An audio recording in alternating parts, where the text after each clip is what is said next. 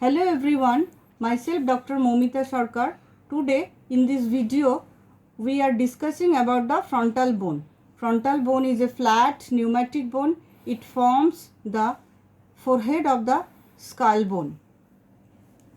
It has upper vertical squamous part, two orbital plate which is triangular and forms the major part of the roof of the orbit.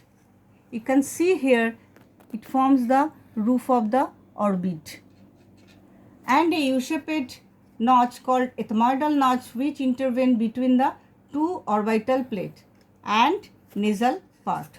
So in anatomical position we can hold it.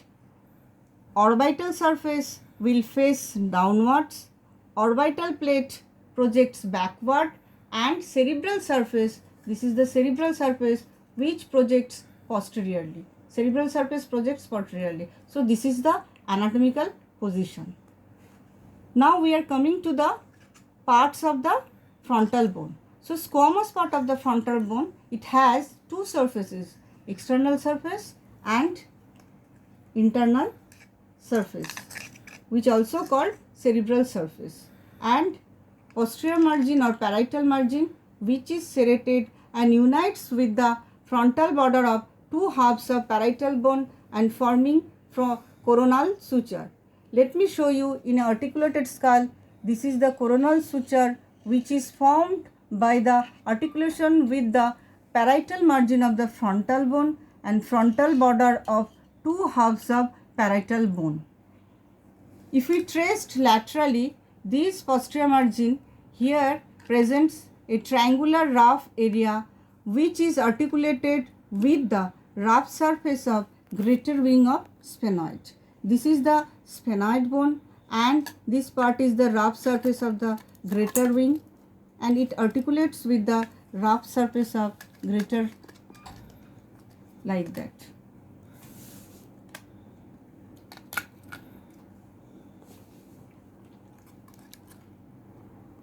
And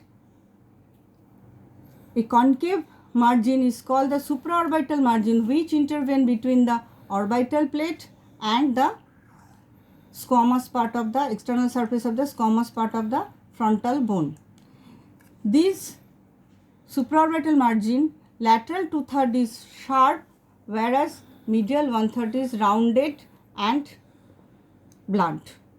This is the supraorbital foramen or notch which lies in between the junction of the lateral 2/3 and medial 1/3. This foramen transmits supraorbital nerve and vessels. Medial to this supratrochlear vessels and nerve curl upward without forming any notch or foramen. This supratrochlear nerve and supraorbital nerve are a branch of the frontal nerve. If we extend laterally, here lies a triangular process on each side. This process is called the zygomatic process which articulates with the frontal process of zygomatic bone and forming frontozygomatic suture. Let me show you in an articulated skull. This is the frontozygomatic suture is formed by the union of the zygomatic process of the frontal bone and frontal process of the zygomatic bone. Here it is the frontozygomatic suture. From the posterior margin of the zygomatic process, a curved line goes upwards and backwards. This is called the temporal line which bifurcates and forms two lines. This is the superior temporal line, this is the inferior temporal line. Below this temporal line, it is the temporal surface which gives attachment of the temporalis muscle and its fascia. The medial part of the two supraorbital margin extends downwards, forms the nasal part. Here lies a notch, this is called the nasal notch. It articulates with the nasal bone from medial to laterally nasal bone, then frontal process of maxilla, most laterally lacrimal bone. Let me show you in articulated skull. This is the nasal bone, this is the frontal process of maxilla, and you can see most laterally this is the lacrimal bone. Two nasal bone unites at the midline. This is called the internasal suture. This nasal bone articulates with the nasal notch of frontal bone and forming the frontonasal suture. So meeting point of the internasal suture and frontonasal suture, this is called the nasion. Center of the nasal notch has a triangular process. This is called the nasal spine, which articulates in front with the crest of the nasal bone. This is the two nasal bone and this is the crest of the nasal bone. This crest of the nasal bone which articulates with the nasal spine, and perpendicular plate of ethmoid bone which articulates with the posterior margin of the nasal spine. Here you can see this is the perpendicular plate of ethmoid bone which articulates with the nasal spine. On its side of the nasal spine, here is a tiny groove. This groove forms the roof of the nose. Above the supraorbital margin, here lies two curved arches. This is called the superciliary arch. Medial end of the two superciliary arch, it is called the glabella, which is more prominent in case of male. Above the superciliary arch, this external surface displays two prominent elevation. This is called the frontal tuber or frontal eminence. It is more prominent in case of female and children. Inside the frontal tuber, it lodges the frontal pole of the brain. The external surface of the squamous part covers by the frontalis muscle. In between the frontalis muscle, epicranial aponeurosis intervene. Now I am coming to the internal surface, also called cerebral surface, which lodges the frontal pole of the brain, and here presence of a grooves for the meningeal vessels. I have marked with a red color. This is for the groove for the meningeal vessel. Center of the cerebral surface, here presents a groove. This is called the sagittal groove, which lodges the superior sagittal sinus. The two margin of sulcus meet inferiorly to form a crest known as the frontal crest.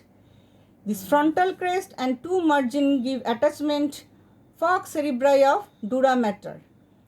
Below the frontal crest, here lies a notch. This notch articulates with the two ala of cristagalli of ethmoid bone and form a foramen which is blind, is called foramen cecum. Here, this is the foramen cecum.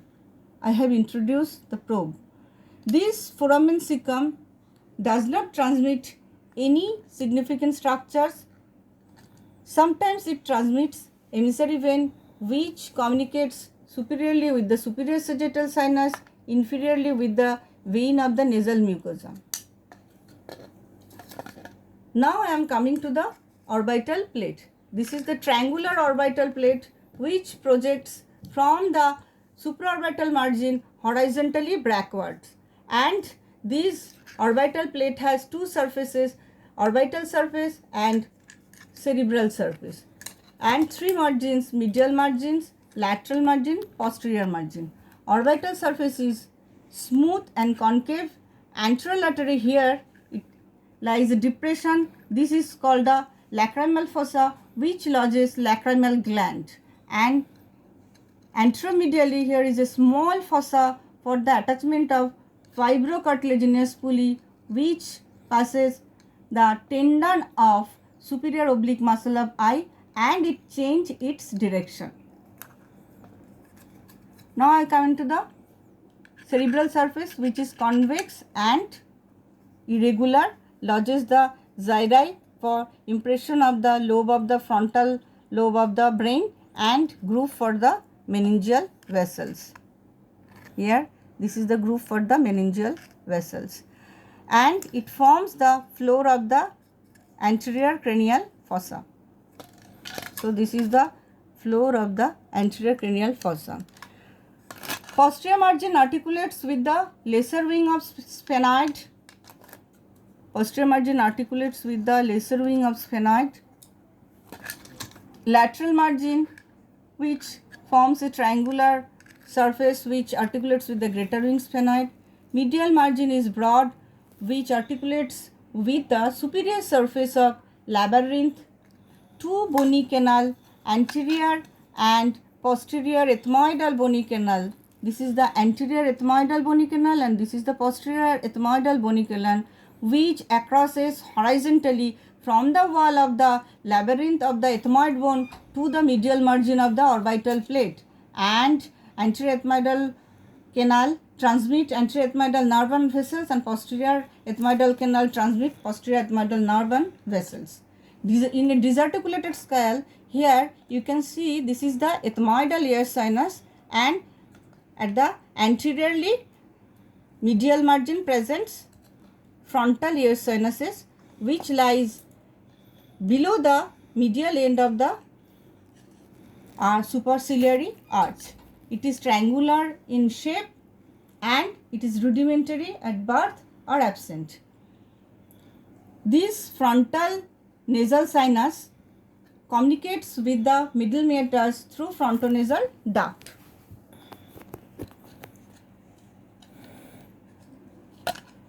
This U-shaped ethmoidal notch, which covers by cibriform plate of, this is the cibriform plate of ethmoidal bone and this is the crista galli, and this cibriform plate has many apertures which transmit olfactory nerve. So this is the ethmoidal notch which covers by the cibriform plate of ethmoid bone. So this is all about the frontal bone. Ossification center, it is membranous ossification. To primary center appears at the frontal tuber at the 8th week of intrauterine life, and it extends above, forms the external surface, below nasal part, and posteriorly the orbital plate. Secondary center, two secondary center appears on each side of the nasal spine at the age of 10th year. At birth, this frontal bone appears as a two halves which is separated by a suture is called the metopic suture. It is replaced by bone at the age of 2 years. So this is regarding the frontal bone. If you have any queries, you can ask in this group. We can help you. Thank you for this watching the video.